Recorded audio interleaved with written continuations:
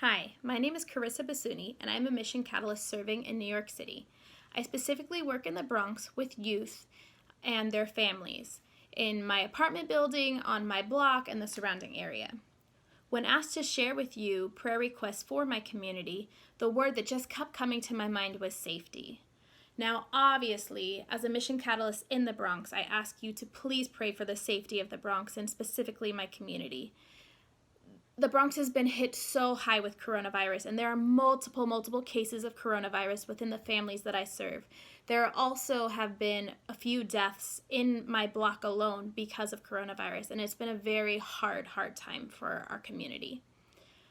Additionally, the rates of multiple families living together under one roof have always been high in my area and in my work, but because of coronavirus, there have been more families banding together and quarantining together, and it has actually heightened the risk of those families. Although there is such a need for childcare as people are still going to work and as chores need to be done and picking up groceries and food for so many people in one household still need to happen, the consistency of people coming out and in puts all those young children at risk. I have families with more than 14 members sleeping under the same roof of a 2-bedroom apartment every night. So I ask you to please pray for those families. I also ask you to please pray for some of the families I have that have pregnant teens in the homes.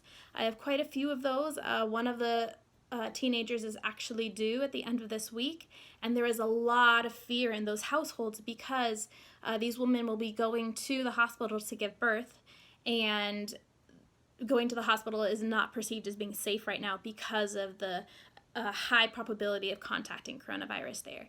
So there's a lot of fear in these families. So please also pray for these women. I ask you to pray for a lot of my youth that are living in abusive homes. Despite the role that protective services has played in these families, there are actually still a high number of youth that are undergoing abusive circumstances with their families, specifically verbal and physical abuse.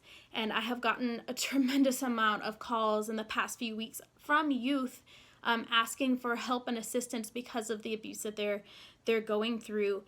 They used to be able to go to school or come over to my house, go to the basketball court, or go see a friend in order to escape their home lives. But now they're quarantined and stuck in their homes with such harsh words and physical violence happening to them, and there's no way out. There's no escape. So I ask you to please pray for these youth. Lastly, I ask you to pray for the youth that I have that are gang affiliated. Despite staying at home and indoors, there are still youth that are being threatened by opposing gangs.